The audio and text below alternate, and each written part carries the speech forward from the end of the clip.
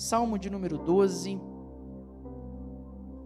o verso é o de número 7.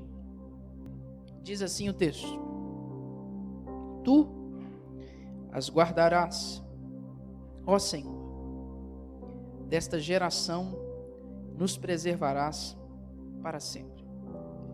Tu as guardarás, Senhor, desta geração nos preservarás para sempre. Alguém diz amém por essa palavra? Se assente aí no seu lugar, glorificando a Jesus. Glória a Deus.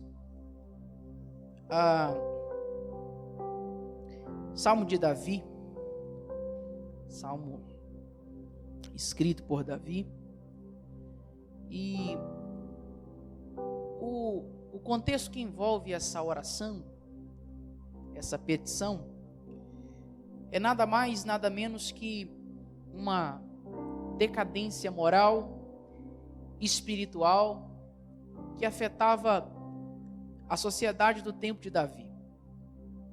O que ele escreve, que ele, talvez se possamos assim dizer, ele ora, nada mais é do que apontando isso, essa decadência em que o povo está vivendo, está enfrentando. E é interessante a gente observar algumas coisas, nada mais do que tão atual como o que eu quero tratar aqui com vocês essa noite, especificamente. Toda vez que a gente fala de decadência, seja ela em que aspecto for, seja uma decadência moral, espiritual ou qualquer outra, nós precisamos entender que toda decadência ela aponta primeiramente para um tempo difícil ou tempos difíceis. Paulo escreve isso na sua segunda carta a Timóteo, no capítulo 3. Paulo vai narrar exatamente o que é viver ou estar em dias difíceis. E você, como introdução dessa mensagem, já percebe que isso é muito atual. Talvez em qualquer roda de amigo que você vá ou que você participe, você vai ouvir alguém dizer para você assim: as coisas estão ficando cada vez mais complicadas, difíceis. Parece que a famosa luz no fim do túnel nunca se apresenta, nunca aparece. Porque a gente olha para toda a conjuntura que a gente vive, tudo aquilo que nós estamos cercados, e a gente percebe que não há, ou pelo menos não aparenta ter, uma solução para os tempos em que a gente vive. E tudo isso, obviamente, é cumprimento da Escritura, e como eu disse, Paulo vai tratar sobre isso. Mas é bem verdade que os tempos difíceis exigem que a igreja, que o povo de Deus, seja um povo forte. E eu sempre tenho entendido que as maiores dificuldades da nossa vida, as maiores dificuldades dos nossos tempos, é Deus, na verdade, forjando em nós um nível de estrutura que ainda não temos. É Deus tratando especificamente com algo em nós que ainda não foi lapidado o suficiente. É algo que talvez nós ainda não conseguimos compreender. E Deus, na verdade, sempre, a Bíblia diz que o juízo de Deus, o tratamento de Deus, a maneira como Deus estabelece para julgar as nações, a terra, começa pelo seu povo, pela sua casa. E se nós estamos vivendo dias difíceis, terríveis, na verdade nós deveríamos começar a olhar para dentro de nós. Nós deveríamos começar a perceber, por exemplo, o que Mateus capítulo 7 diz. Jesus vai tratar naquele momento sobre duas casas. E ele diz: olha, uma dessas casas enfrentou chuva, vento, o rio bateu, e essa casa veio a ruir. Por quê? Porque era uma casa que estava firmada sobre areia. Mas as mesmas intempéries que vieram contra a primeira casa, vieram contra a segunda. Porque a Bíblia diz, e nós achamos muitas vezes que por sermos crentes, nós somos uma classe ultra super especial. E a Bíblia diz que o sol, a chuva, tudo que acontece na vida do justo, no ímpio, vai acontecer do mesmo jeito. Nós estamos sujeitos a passar pelas mesmas situações. E Jesus está dizendo, essa segunda casa sofreu a mesma coisa.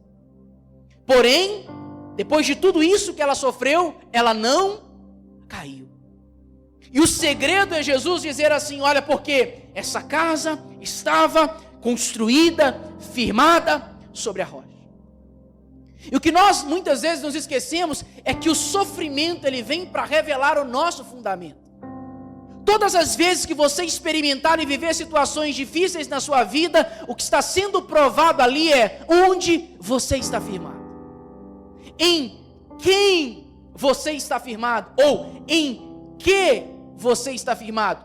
E eu vim dizer para você essa noite, Deus permite a situação difícil. Deus permite contra a nossa casa bater os ventos, correr a tempestade. Deus permite. Porque é nessa hora que nós somos provados e nós começamos a pensar bem que tipo de vida cristã nós estamos vivendo. Quem somos nós na realidade do Evangelho? Que tipo de crente nós somos? Por isso Paulo em Efésios capítulo 2, ele vai dizer, nós estamos edificados sobre o fundamento dos apóstolos e dos profetas, e tendo Cristo como pedra angular, tendo Cristo como aquele que supera, que dá para nós o edifício e mantém ele de pé, tendo Cristo como aquele que é o cabeça da igreja. Ou seja, se Cristo não for o fundamento da nossa vida, da nossa casa, da nossa família, tenha certeza de uma coisa, ela vai ruir. Irmãos, eu sempre digo isso, nós precisamos aprender a perceber, e nós nos pegamos muitas vezes e pensamos a respeito disso. E se eu perguntar, talvez você vai dizer que conhece um monte de gente, um monte de crente que caminhou bom tempo com você, que esteve ao seu lado durante muito tempo na caminhada, que talvez viveu experiências incríveis com você, mas que hoje estão parados. E como Hebreus diz, talvez naufragaram na fé. E Deus disse isso para uma das suas igrejas. Apocalipse capítulo 2 fala sobre isso. Vocês têm perseverado e suportado os sofrimentos por causa do meu nome e não desfaleceram. E eu sempre digo, a igreja atual, ela aprendeu a conquistar, mas não aprendeu a suportar.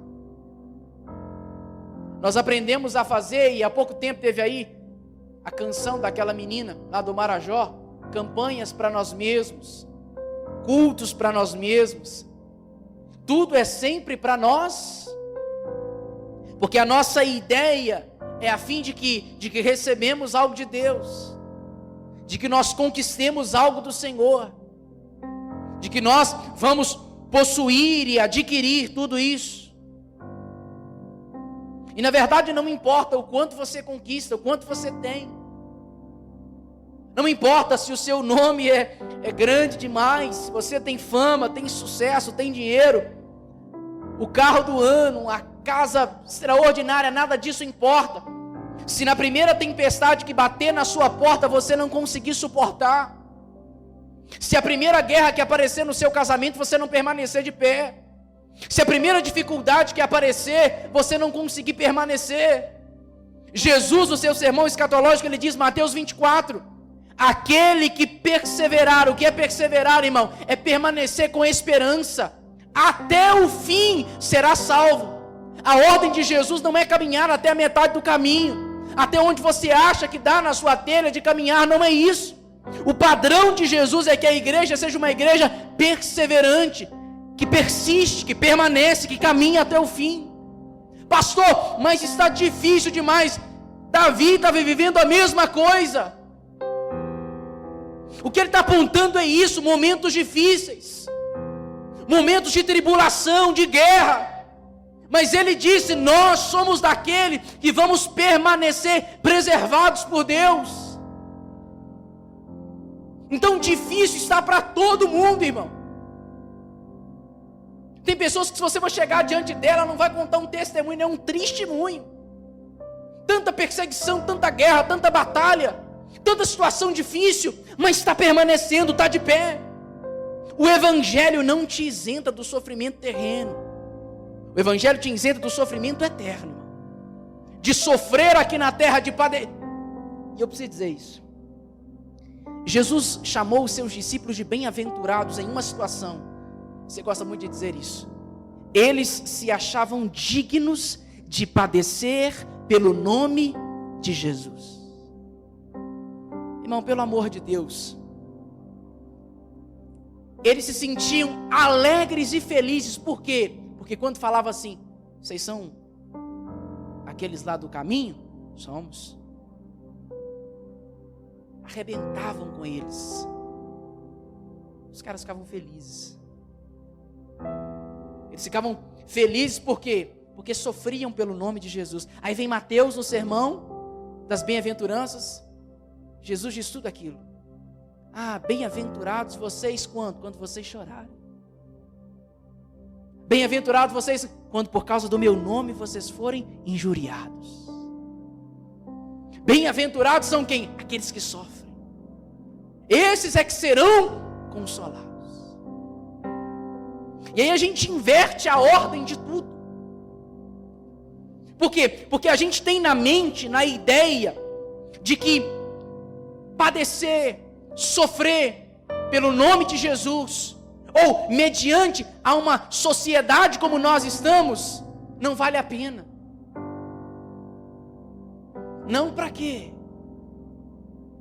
Vai ser taxado de tudo quanto há, porque um dia você abraçou a fé, você creu em Jesus, e vão zombar mesmo, vão ridicularizar mesmo. Isso faz parte da nossa vida, irmão. Mas eu gosto de pensar o que Paulo diz. Olha, os sofrimentos dessa era presente não se comparam com o peso da glória que está preparada para nós. Pastor, eu estou sofrendo, irmão. O que Paulo está dizendo é: quando você olhar para o seu sofrimento, olhe para o peso da glória. A glória é muito mais pesada que o sofrimento que você carrega ou vive. Irmão, você entende isso? A guerra que você vive, os dias difíceis que nós vivemos, uma sociedade perdida como está hoje, um evangelho cada vez mais adulterado como nós vemos hoje, tudo isso é pequeno demais diante de tudo aquilo que Deus tem preparado para o seu povo, diante daquilo que nós vamos receber por permanecer. Então, quando Davi escreve isso, ele tem em mente aquilo que ele está vivendo. E não um texto que foi escrito há mais de 4.000 anos se parece tanto com hoje, tanto com os nossos dias. Mas o que me preocupa não é o fato de que a decadência, ela revela os dias difíceis. O que Davi aponta é que do mesmo jeito, se há na sociedade um padrão moral, espiritual, caído, falido, obviamente também há uma necessidade de um padrão que seja exemplar. E aí a gente precisa entender isso, porque se do lado de cá há uma sociedade perdida, existe alguém que precisa, nesse meio, nessa sociedade, ser um padrão diferente. Você cresceu ouvindo dos seus pais, e a gente, quando era menino, quando dava na telha de pedir à mãe alguma coisa, ou o pai, sabe qual que era a frase que a gente usava? Ô mãe, ô pai, mas todo mundo vai. Meus amigos todos vão, todo mundo está fazendo. Aí todo pai, eu estou doido para usar essa frase. Não agora. O que seu pai e sua mãe dizia? Você não é todo mundo. Por quê? desde aquela época, e talvez pedagogicamente, e talvez sem querer, o que os nossos pais queriam era incultar na nossa mente uma coisa: você é diferente. Ou seja, o que todo mundo faz, você não precisa e nem deve fazer. Segundo aquilo que todo mundo pensa, você não deve pensar. Ah, por quê? Porque todo mundo está fazendo. E sabe qual que é a verdade? Que nós temos informação de tudo isso. A gente sabe exatamente como essa sociedade opera, como o mundo opera. Como aquilo que Paulo diz, o Deus desse século que cegou o entendimento desse povo, que deixa com que o homem seja cego à realidade do Evangelho. Nós sabemos bem como funciona, como a sociedade conduz a sua vida. Mas é bem verdade que nós sabermos como tudo isso funciona, não basta. Irmão, você sabe disso. Quando nós falamos que alguém converteu, o que nós estamos dizendo é: alguém mudou de direção.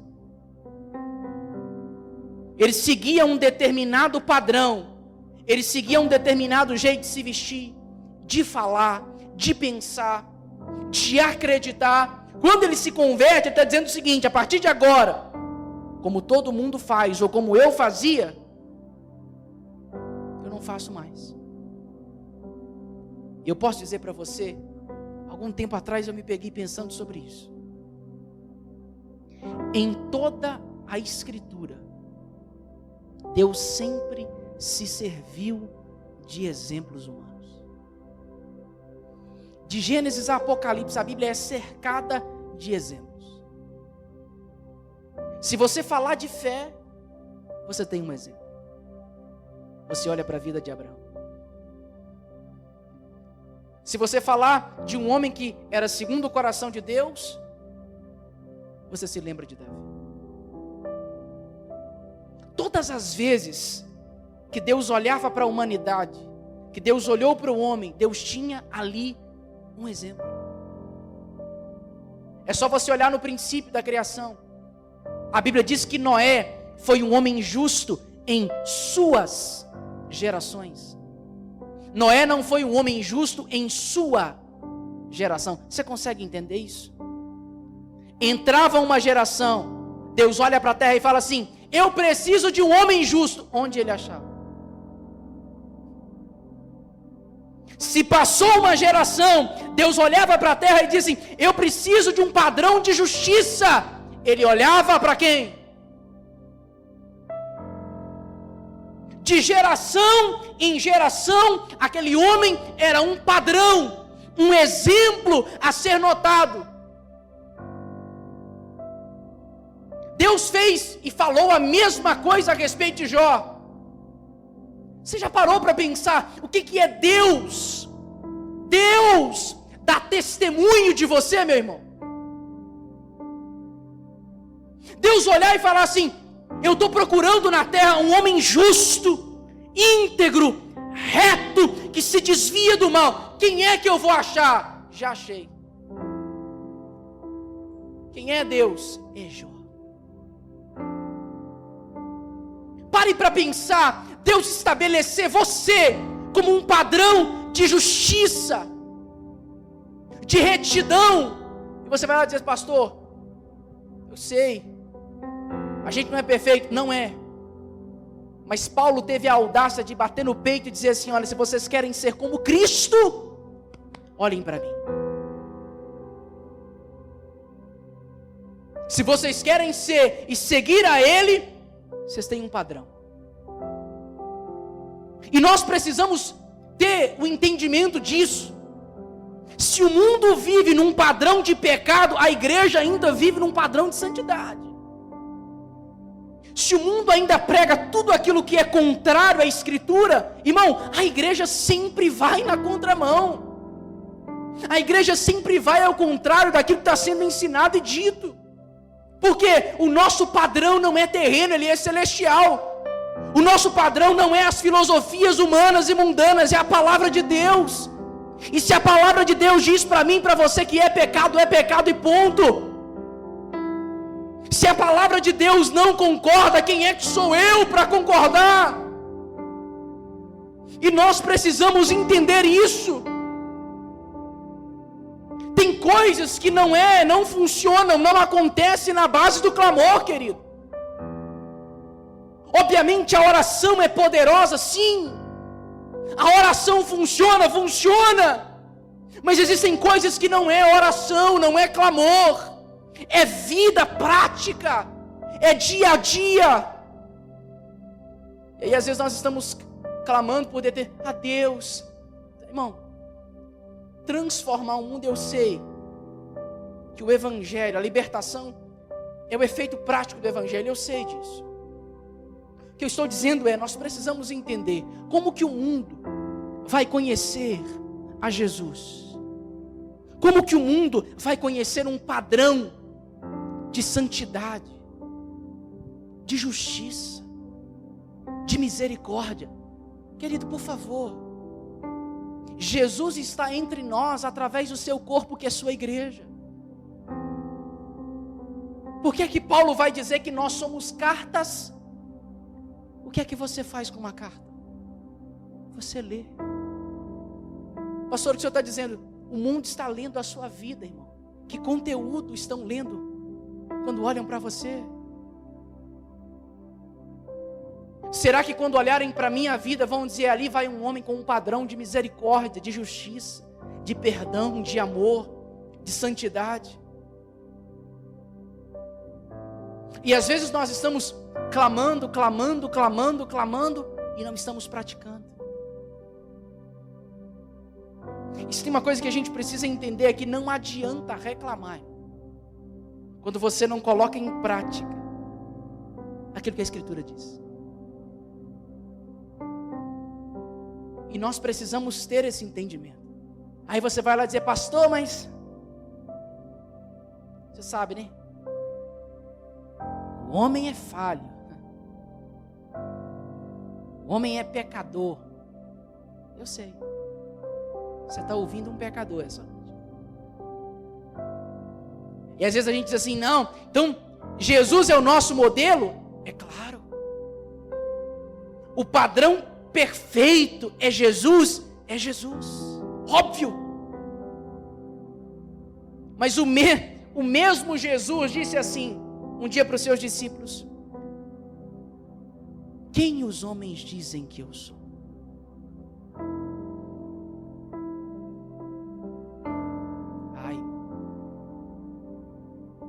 Olha a pergunta de Jesus para os seus discípulos: quem os homens dizem que eu sou?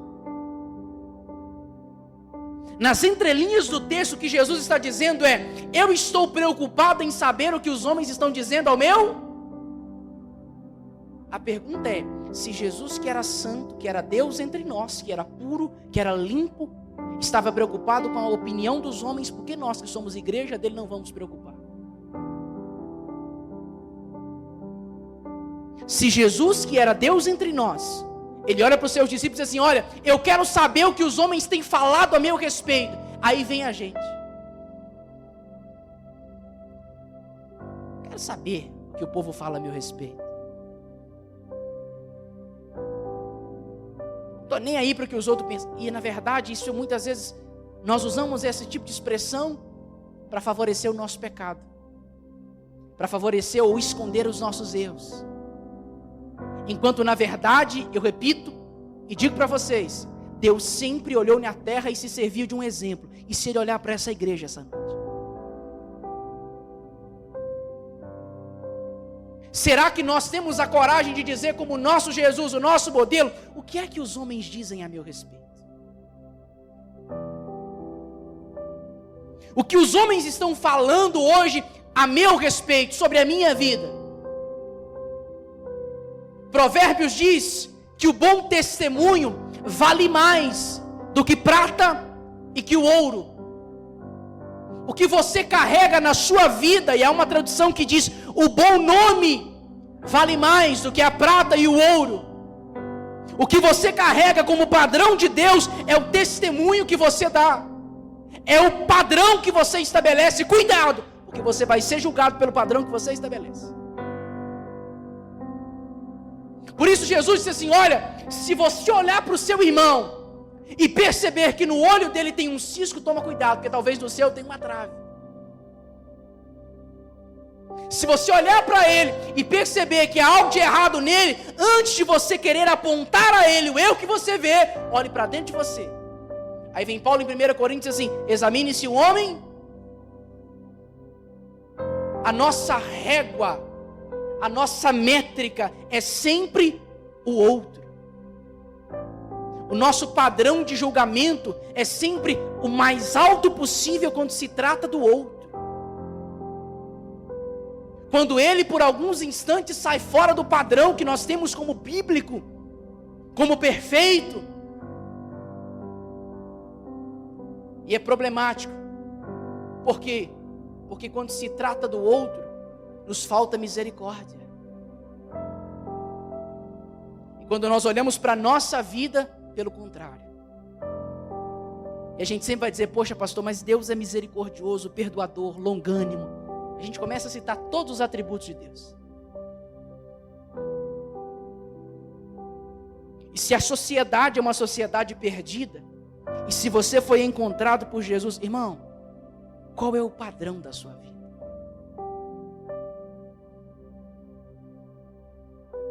Se Jesus olhasse para nós essa noite, se Deus estivesse com seus olhos, e Ele está, Ele poderia levantar o seu nome essa noite e dizer assim: eu encontrei nesse lugar um padrão de justiça. Eu encontrei nesse lugar um padrão de amor. Eu encontrei nesse lugar um padrão de misericórdia. E talvez você diga assim: pastor, mas enfim, não dá para ficar imitando os homens. Então olhe para Jesus, e aí você não vai falhar. Não tem ninguém à minha volta que seja suficientemente bom. E entenda, bom, para que eu me espelhe. Quem sabe não é você então que Deus esteja querendo começar a estabelecer o padrão.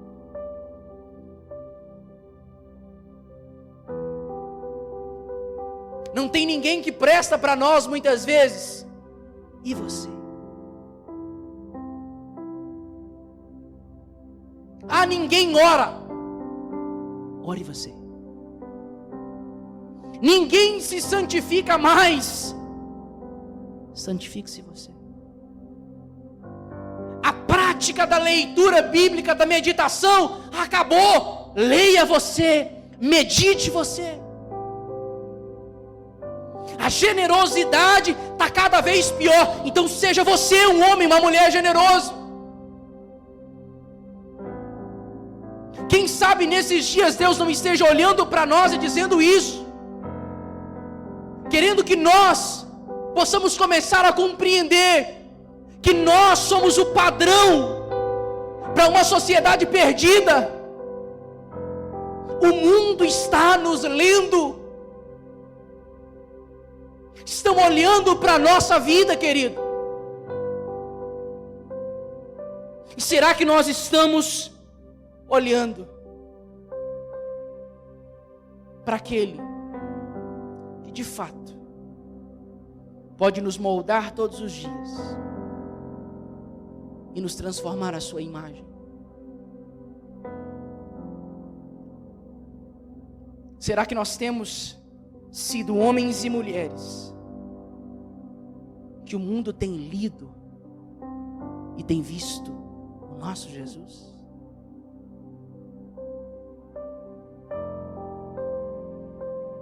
Não, irmão. Não adianta a gente olhar para fora, apontar os nossos dedos e a gente falar de um governo corrupto, se muitas vezes nós não somos fiéis nas pequenas coisas. Não adianta nós tratarmos a vida do outro se nós não temos sido aquilo que devemos ser e que fomos chamados para ser. Agora, é óbvio que, quando Davi estabelece isso, a gente precisa entender. Existe um padrão, existe e vivemos em dias difíceis,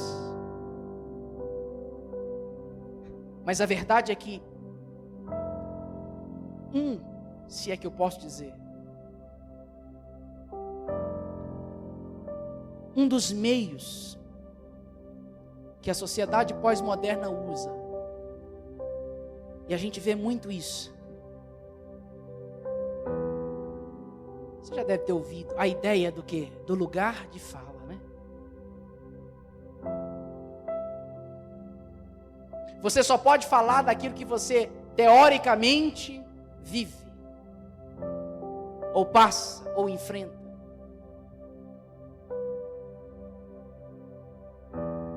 E é bem verdade que nós precisamos entender que se nós nos tornamos um padrão, se nós levantamos a nossa voz, e eu tenho entendido que esses dias são dias em que o diabo tem tentado cada vez mais cercear a voz da igreja, e de todas as formas possíveis. E não há um trabalho escondido, não há um jeito escondido, não há uma coisa debaixo dos panos, não é nada disso. Porque nós começamos, escuto, e falamos isso aqui várias vezes. O que nós recebemos do Senhor é precioso demais. Para quê, pastor? Para que a gente receba, guarde aquilo com a gente, guarde aquilo dentro de nós, e a gente se esquece de que esse mesmo mundo, essa mesma sociedade que é perdida, precisa ouvir aquilo que você carrega.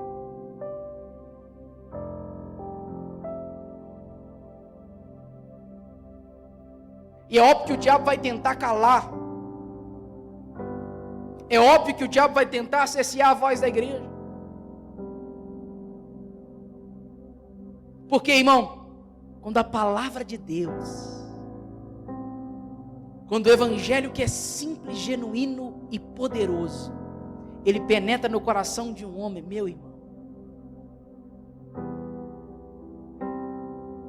você não precisa de nada mais. A palavra de Deus é suficientemente poderosa para libertar o mais vil pecador. E se você parar agora e pensar, alguém que você fala assim, esse aqui é difícil demais. Oh. Talvez pior era você, meu irmão. Passava as madrugadas no meio do bar, caído pelos cantos afora, o cachorro lambendo a sua boca, e Jesus te encontrou. Perdido, louco, maluco, alucinado. Olha você aqui. Por quê? Porque um dia alguém que creu no evangelho anunciou o evangelho. Vocês têm visto agora nas Olimpíadas, quem tem acompanhado aí na televisão, como que começou? Se você não viu o show de abertura, colocaram lá a foto, modelo, sei lá o que é aquilo, da Santa Ceia, com todo tipo de, para ser claro, blasfêmia. E por quê? Ninguém ataca as religiões de fora. Já reparou? Ninguém ataca Buda, ninguém ataca Alá, ninguém. Nada do que o povo fala aí fora é contra eles. Sempre é contra quem? O cristianismo, Jesus. Mas eu também não sei se você acompanha e tem visto. Ela começou assim, e hoje eu vi um vídeo, irmão. Eu sou pentecostal. A menina, eu não me lembro o nome dela, machucou os pés. A câmera filma bem assim nela, assim. E ela chorando porque havia machucado, não podia participar da prova. Quando dá o zoom nela, o que é que ela está fazendo? Orando em línguas. A menininha do skate fez o quê? Os símbolos lá, dizendo que Jesus é o caminho, a verdade e a vida. A americana vai dar agora, há pouco tempo, um depoimento, e toda palavra que ela fala, Deus me trouxe até aqui, Deus me abençoou, Deus me deu condição. Eles começaram tentando blasfemar e se esqueceram. O povo cristão parece que se levantou. Aí Deus começou a dar um show lá dentro da Olimpíada. Porque o mundo está sempre tentando calar a nossa voz. O sistema está sempre tentando calar a nossa voz.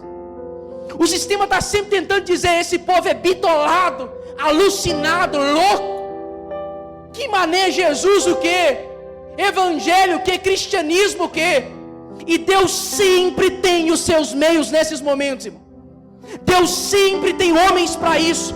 Por isso a igreja não pode se calar. Ah, pastor, mas não importa onde esteja, diante de quem esteja, irmão, a nossa voz precisa ser ouvida. Eu já disse aqui, repito, o silêncio da igreja dá voz ao diabo. Sabe quando é que eles começam a se manifestar? Quando nós, acovardados, esquecemos do poder que nós carregamos pela palavra de Deus. Sabe quando é que a voz do feminismo cresce demais? Sabe quando é que a voz de tudo que a gente tem acompanhado hoje em dia cresce demais? Quando a igreja se cala. Quando falta pais que se assentam na mesa para conversar com seus filhos sobre as escrituras. Quando falta boa doutrina e boa teologia nas nossas igrejas, nos nossos púlpitos. Quando faltam homens e mulheres posicionados, alinhados com a palavra e a direção do Espírito. Porque é que a gente vê que tantos jovens hoje em dia, no período da faculdade, após saírem dela, vão se desviar. O cara entra crente, cheio de Deus, cheio do Espírito Santo, ele sai de lá acreditando em Marx. Ele sai de lá dizendo: não, a gente veio do macaco. Leu a vida inteira, Gênesis capítulo 1, 2 e 3, a vida inteira. Por quê? Porque são esses sistemas, é nessa hora que o ensino que tem sido propagado, e é por isso que eu digo e repito, quando se estabelece um padrão, precisa-se de uma voz. E sabe o que me deixa feliz, empolgado, irmão? É que vem Davi num texto como esse, e depois que ele diz tudo o que está acontecendo, depois que ele diz toda a problemática que a sociedade do seu tempo enfrenta, aí ele diz assim: Senhor, Tu as guardarás, e desta geração nos preservarás para sempre. O que Davi está sinalizando é: tem um monte de gente aqui perdido. Tem uma geração, uma sociedade inteira voltada contra a realidade. Mas Davi, ao mesmo tempo que faz uma oração, uma declaração, ele está dizendo assim: olha, Deus sempre tem alguém. Como assim, Davi? Ainda que sejam poucos, mas são preservados. Davi, são poucos, mas são preservados. E é só você olhar na Bíblia, irmão. Ah, como Deus tem. Olhe para a Bíblia e você vai ver. Deus tem sempre um Abraão na idolatria de Harã. Sempre. Ah, mas foi criado no meio. O seu pai era um fabricador de Deus. Era. Aí Deus olha para ele e diz assim: Abraão, sai da tua terra, da tua parentela. Vai para a terra que eu vou te mostrar. Deus sempre tem um Moisés no meio do Egito. Faraó castigando o seu povo, o povo perdido. Todo tipo também de idolatria no Egito. Deus levanta quem? Moisés. Eu ouvi a oração do meu povo e eu desci para livrá-los. Volta para o Egito, vai para lá, porque você vai libertar o meu povo do meio de Faraó. Clamaram 400 anos. E Deus levantou um homem. Deus sempre tem um Samuel na casa de Eli. A prostituição comia solto no templo. Ofni e Finéias eram terríveis. Deus olha para dentro de um menino escondido no quarto e por 3 vezes a voz de Deus clama dentro dele: Samuel, Samuel. Fala para Eli, Samuel, que o pecado dos filhos dele chegaram até diante de mim e eu os consumirei, os 2, no mesmo dia na batalha. E o pecado também dele, de omissão de não cuidar dos seus filhos, também será castigado, Samuel. Mas eu levantarei um povo justo dentre eles. Era só um menino que ouvia a voz de Deus. Não era sacerdote, não era profeta, pelo menos não nesse tempo. Mas era um menino que ouvia a voz de Deus. E a Bíblia diz que ele crescia diante do Senhor. Enquanto lá fora tinha Ofni e Finéias, que cometiam pecado, dentro do ambiente da arca e da presença de Deus, tinha um menino que ouvia a sua voz. E Deus podia falar com ele. Deus sempre tem um Elias no meio dos profetas de Baal. Deus sempre tem um Elias que ora e diz assim: é o seguinte, até quando vocês vão cochear entre 2 pensamentos? Se Baal é Deus, vocês sigam a ele. Mas se o Senhor é Deus, abandona Baal e sigam a ele.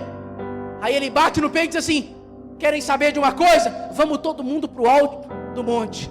Vamos todo mundo para o Carmelo. Para quê? Vamos fazer um desafio. Façam o que vocês quiserem, montem o altar de vocês aí. Podem montar. Clamem a Baal o tanto que vocês quiserem. Clamem a ele. E o Deus que responder com fogo, esse será o Deus verdadeiro. Aí vai lá os profetinhas de Baal e de Azera. E vão. Monta o altar e começa a se cortar. Faz a dança da chuva, da água, da tempestade. Faz a dança de tudo. Aí Elias, gente. Elias olha e diz assim: deixa eu dizer para vocês aqui. Grita um pouquinho mais alto, porque se ele é Deus, ele vai ouvir vocês. Pode ser que ele esteja dormindo e talvez ele não vá ouvir vocês, mas continua clamando aí, vai que ele responde. Cansados de clamar, quem é que aparece? O Elias diz assim: tudo bem, vamos consertar o altar de Deus agora, porque o altar não pode estar quebrado, rachado, nada disso. Aí ele vem, faz o seguinte: joga água primeiro. Irmão, jogar água para depois pedir fogo? Joga água, isso, pode molhar, molha bastante. E sabe o que é interessante? Quem trabalhava para ele eram os profetas de Baal. Eles mesmos que ajudavam. Molhou. Aí ele faz uma oração. Quando ele, irmão, imagina isso. O pecado comendo a solto. Os profetas loucos dizem assim: se cair fogo do céu já era. Não tem mais jeito. Aí o homem faz uma oração simples. Não se cortou, não fez dança ula-ula, não fez nada demais. Só fez uma oração. Na hora, a Bíblia diz que imediatamente o fogo caiu. Aí a Bíblia diz que quando o fogo cai no altar, consome até a água que lá estava. E aí de repente vem aquilo que a gente sabe. Todo mundo vai se prostrar e dizer assim: só o Senhor é Deus. Mas e Baal? Só o Senhor é Deus. Mas e Azera? Só o Senhor é Deus. Mas vocês não clamaram? Clamou. Mas tinha um Elias no meio da idolatria. E quando Deus tem um homem em meio ao pecado, em meio a uma sociedade perdida, caída, corrompida, irmão, se esse homem tem coragem de clamar a Deus, você experimenta o que ele disse: fogo que cai do céu, vidas que são transformadas, e o povo dizendo assim: só o Senhor é Deus, só o Senhor é Deus, só o Senhor é Deus. Deus sempre vai ter alguém.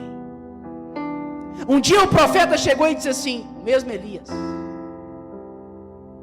oh Deus, depois de ter caído fogo do céu, ele ficou com medo de uma mulher, a terrível da Jezabel. Essa mulher vai me matar. Aí ele se esconde na caverna. A oração do cara é dizer assim: poxa Deus, o Senhor me deixou aqui sozinho. Aí ele ora, e talvez no mais alto grau de depressão ou de falta de fé, ele pede a Deus a morte. Aí Deus olha para ele e diz assim: Elias,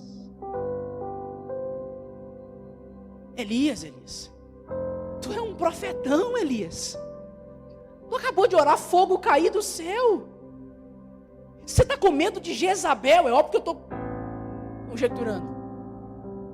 Você está com medo dessa mulher? Aí Deus olha para ele e diz assim: sai, Elias, da caverna.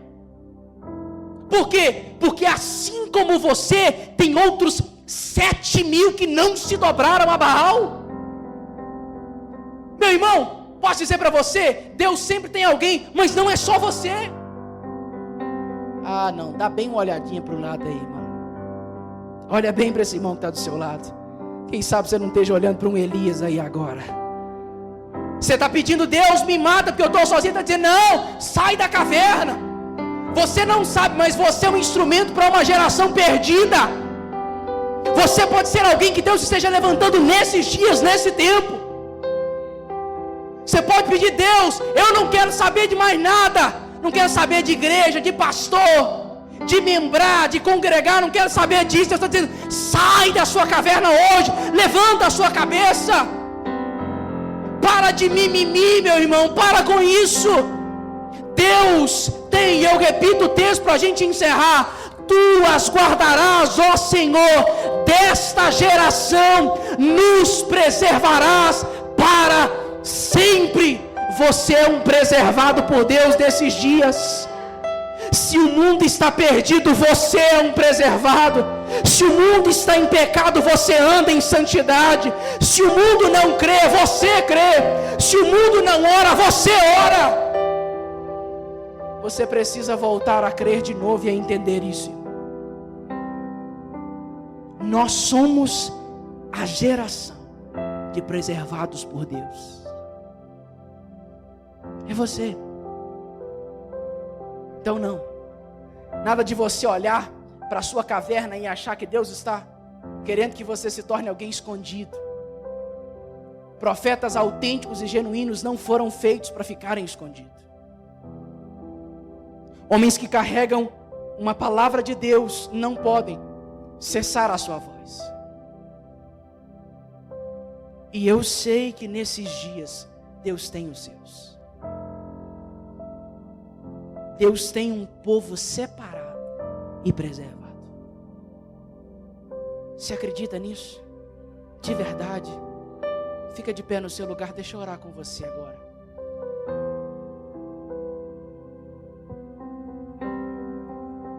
E talvez como nós estamos aqui essa noite, você diga: pastor, são tão poucos.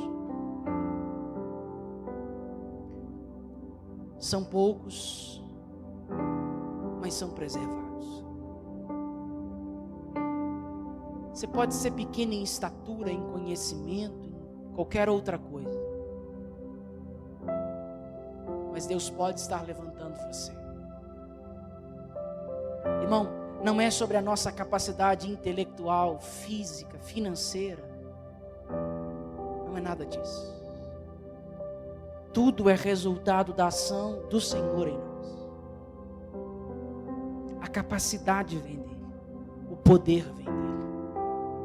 Pastor, não sei falar. Talvez você diga como Moisés: eu não sou um cara douto em palavras. Ele vai dizer como Jesus disse aos seus discípulos: quando vocês não souberem o que falar, o Espírito lhes ensinará, Ele dará todas as palavras.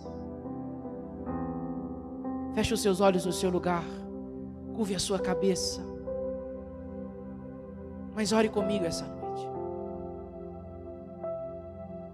Ore dizendo ao Senhor: eu faço parte, Deus, desse povo que ainda está preservado.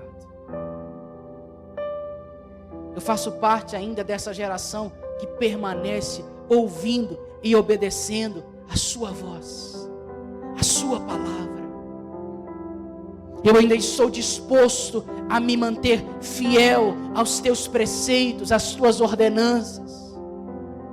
Eu ainda estou disposto a cumprir a palavra do Senhor. Eu não abro mão daquilo que o Senhor disse. Não abro mão da verdade da sua escritura, da sua palavra, Senhor. E a minha oração nessa noite, Jesus, é para que o Senhor nos dê consciência disso. Consciência, Senhor, de que o Senhor ainda tem um povo que está guardado para dias específicos, preservado para os dias específicos que ainda virão. Nós não nos calaremos diante da sociedade caída. A nossa voz não será calada. Nós não vamos permitir, ó Deus, que nenhuma artimanha do inferno cesse aquilo que o Senhor nos deu, paralise aquilo que o Senhor nos deu. Nós nos levantamos nesses dias como uma geração que detém o poder do Espírito, a palavra do Senhor. Nós cremos nisso, Senhor. E nós declaramos no nome de Jesus. Olhe para nós essa noite. E nós queremos ser, ó Deus, homens e mulheres que são um padrão nesses dias e nesse tempo. De obediência, de santidade, de pureza, de misericórdia, de amor, de fé, de santidade. No nome de Jesus. Nós cremos nisso. O Senhor nos preservará para sempre. Você pode dizer isso? O Senhor, mais forte, o Senhor nos preservará para sempre. Você pode glorificar a Jesus aí do seu lugar. Você pode glorificar ao Senhor essa noite.